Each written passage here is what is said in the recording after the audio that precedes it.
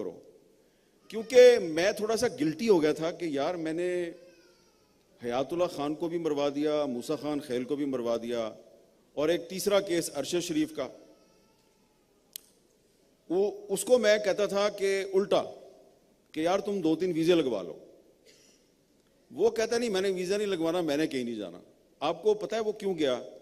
جب اس کو یہ کہا گیا کہ مقدمے قائم ہوئے، وہ کہیں نہیں گیا، اس کو تھریٹس کیے گئے، اس کی فیملی کو تھریٹس کیے گئے، وہ کہیں نہیں گیا۔ جب اس کو یہ کہا گیا کہ اچھا، جب اس کی ضمانت ہو گئی اسلام آباد ہائی کورٹ سے، جسٹس اطہر من اللہ نے اس کی ضمانت لے لی، تو اس کے بعد اس کو ایک میسج جو ہے وہ واٹس ایپ میسج کیا گیا، اور وہ ابھی تک ہمارے ایک دوست کے پاس وہ میسج محفوظ ہے کہ بچے تمہاری ضمانت تو ہو گئی ہے، لیکن اس دفعہ ہم تمہارے نا کپڑے اتار کے تمہیں ننگا کریں گے۔ تو وہ جو ننگا کرنے کی جو دھمکی تھی، اس پر اس نے کہا کہ تھوڑے دن کے لیے چلا جاتا ہوں۔ اب وہاں اس کو میں یاد آیا کہ میں نے اس کو کہا تھا ویزے لگوا لو، اب ویزا بھی نہیں تھا اس بیچارے کے پاس، تو جلدی جلدی میں وہ دبئی جا سکتا تھا اور آگے سے پھر وہ کینیا ہی جا سکتا تھا۔ تو اس لیے یہ جو ہمارے جو بہت سے جو ساتھی ہیں جنہوں نے کہ جانیں اپنی قربان کر دی، اور میں آپ کو بتانا چاہتا ہوں کہ پچھلے 20 سال میں تقریباً 160 پاکستانی میڈیا ورکرز کا لفظ میں اس لیے استعمال کر رہا ہوں کہ صرف جرنلسٹ ہم کہتے ہیں اینکر کو یا رپورٹر کو، لیکن اس میں کیمرہ پرسن بھی آ جاتے ہیں، اور پھر سم ٹائمز اس کے ساتھ جرنلسٹ کے ساتھ جب اس پہ اٹیک ہوتا ہے تو اس کی گاڑی میں اور بھی لوگ ہوتے ہیں، جو آپ ڈی ایس این جی دیکھتے ہیں اس میں کوئی ٹیکنیکل سٹاف بھی ہوتا ہے، تو ان کو بھی اگر ڈالیں تو 160 لوگ جو ہیں وہ مارے جا چکے ہیں اب تک۔ 160 اتنا بڑا نمبر ہے یہ۔ تو جہاں پہ پاکستان کی آپ اگر سیاسی تاریخ دیکھیں تو اس میں کوئی ڈاؤٹ نہیں ہے کہ ہمارے جو سیاسی کارکن ہیں، سیاسی لیڈر ہیں، وہ بھی شہید ہوتے رہے ہیں، لیکن صحافی بھی شہید ہوئے ہیں، اور اس میں کوئی ڈاؤٹ نہیں کہ سیکورٹی فورسز کے جوان بھی شہید ہوئے ہیں، عام سولینز بھی شہید ہوتے ہیں بم دھماکے میں۔ تو عام طور پہ جب مجھے یہ اس طرح کا کوئی موقع ملتا ہے نا، جب کوئی باہر سے کوئی آفر کرتا ہے کہ یار تھوڑے دن کے لیے آ جاؤ، 6 مہینے کے لیے، 1 سال کے لیے، تو میں اس لیے نہیں جاتا کہ مجھے بہت سے وہ اپنے کولیگز یاد آ جاتے ہیں کہ جو ہمارے ساتھ جدوجہد میں شہید ہو گئے اور وہ نہیں گئے، اور جو چلا گیا اس کو بھی انہوں نے شہید کر دیا، اور دسمبر 2022 میں سپریم کورٹ میں آخری دفعہ ارشد شریف کے کیس کی سماعت ہوئی تھی، اس کے بعد آج تک نہیں ہوئی۔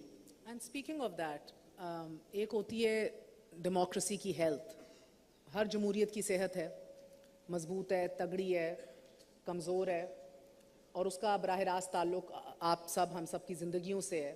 دا standard of life, what we enjoy in a country, ریاست ہمیں کیا کیا تحفظ فراہم کر رہی ہے، کیا کیا ہمارے لیے یقینی بنا رہی ہے، اس کو دیکھا جائے تو آج حامد بھائی مقننہ کو معلوم نہیں ہے کہ وہ قانون سازی کیا کر رہے ہیں۔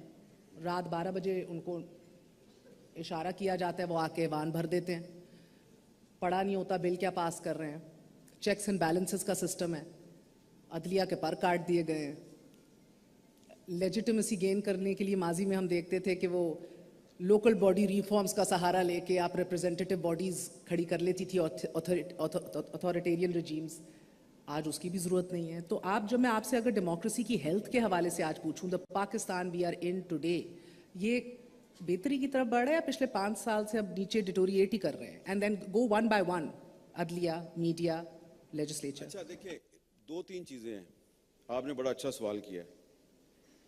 یہ جو ہے نا انٹر لنکڈ ہے، سب انسٹیٹیوشنز ایک دوسرے کے ساتھ انٹر لنکڈ ہیں۔ اب آپ جو میڈیا کی جو آزادی ہے اس کو آپ آئسولیشن میں نہیں دیکھ سکتے۔ میڈیا کی آزادی جو ہے وہ لنکڈ ہے with the independence of judiciary and independence of the parliament. اگر جوڈیشری اور پارلیمنٹ انڈیپینڈنٹ نہیں ہے تو جو میڈیا کی جو آزادی ہے اس کو تحفظ نہیں مل سکتا۔ تو اگر آپ کی جوڈیشری ہی انڈیپینڈنٹ نہیں ہے اور آپ کی پارلیمنٹ ہی انڈیپینڈنٹ نہیں ہے تو میڈیا کتنا آزاد ہو جائے گا؟ تو جو ہمارا کانسٹیٹیوشن ہے اس میں ہر ادارے کو جو ہے اس کی رسپانسبلٹیز کو ایکسپلین کیا گیا ہے, اور جو ہیومن رائٹس ہیں آپ لوگوں کے وہ بھی اس میں اسپیسیفائڈ ہیں. تو لیکن اگر جو کانسٹیٹیوشن ہے اس کی خلاف ورزی جوڈیشری بھی کرے اور پارلیمنٹ بھی کرے تو پھر وہاں پہ میڈیا کیا کرے. لیکن میڈیا میں, جوڈیشری میں اور پارلیمنٹ میں سارے ایک جیسے تو نہیں ہیں لوگ. بہت سے لوگ ایسے بھی ہیں ان میں جو آپ جیسے ہیں, اور وہ کبھی کبھی کھڑے بھی ہو جاتے ہیں. جو کھڑے ہو جاتے ہیں ان کو پارلیمنٹ کے اندر سے اٹھا لیا جاتا ہے, اور صرف اپوزیشن کے لوگوں کو نہیں اٹھایا جاتا. یہ بھی میں آج آپ کو بتا دیتا ہوں کہ جو حکومتی جماعت کے لوگ ہیں ان کو بھی تھریٹ کیا جاتا ہے. لیکن ساری چیزیں پاکستان میں بری نہیں ہیں. یہ میں آپ کو اپنا ایک میرا جو لیٹسٹ ایکسپیرینس ہے اس کی روشنی میں بتانا چاہتا ہوں. ابھی 3-4 ہفتے پہلے مجھے کچھ دن لبنان میں گزارنے کا موقع ملا.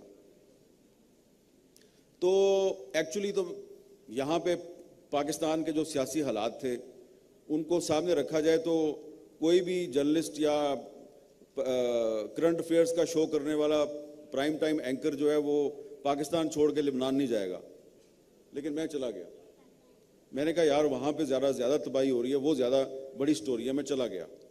اب وہاں پہ میں پہلی دفعہ نہیں گیا تھا, میں پہلے بھی وہاں پہ 2-3 دفعہ جا چکا ہوں. اس دفعہ جب میں گیا تو میں نے یہ نوٹس کیا کہ جب میں اپنے کیمرہ مین کے ساتھ ود کیمرہ باہر نکلتا ہوں تو اسرائیل کا ڈرون جو ہے وہ مجھے فالو کرتا ہے اور بہت نیچے آ جاتا ہے. اور جب ڈرون نیچے آتا ہے اور مجھے فالو کرتا ہے تو جو سارے لبنانی ہیں, ٹیکسی ڈرائیور اور جو سڑک پہ آنے جاتے ہوئے لوگ ہیں, خواتین, مرد, وہ سارے جو ہیں وہ ڈرون کو دیکھتے ہیں اور پھر ہمیں دیکھتے ہیں. اور پھر وہ کہیں کوئی روک کے کہتا ہے کہ اپنا نہیں تو ہمارے خیال کر لو. If you are not worried about you, brother, please have mercy on us. تو عام لوگ جو ہیں وہ صحافیوں سے وہاں پہ خوش نہیں تھے. وہ کہتے ہیں یہ آپ لوگوں کی وجہ سے آتا ہے اسرائیل کا ڈرون. اور جب میں کیمرے کے بغیر جاتا تھا, اپنے کیمرہ مین کو کہتا تھا کیمرہ اندر رکھ دو ہوٹل میں, تو ڈرون نہیں آتا تھا. اور یہ صرف میرے ساتھ نہیں ہو رہا تھا, یہ سب کے ساتھ سب جرنلسٹوں کے ساتھ ایسے ہو رہا تھا. تب مجھے پاکستان کی یاد آئی. اور اللہ معاف کرے, استغفر اللہ, but you seeing that being in Lebanon آپ کو لگا کہ چلو یار ہم تو صحیح ہیں. نہیں بالکل. اور مجھے مگر میر صاحب دیکھیں آپ کو یہ ماننا پڑے گا کہ یہاں پہ بھی بڑے پرابلمز ہیں. یہاں پہ بھی نامعلوم افراد پیچھا کرتے ہیں, ڈرون تو پیچھا نہیں کرتا. کم از کم پاکستان اس لحاظ سے تو بہتر ہے.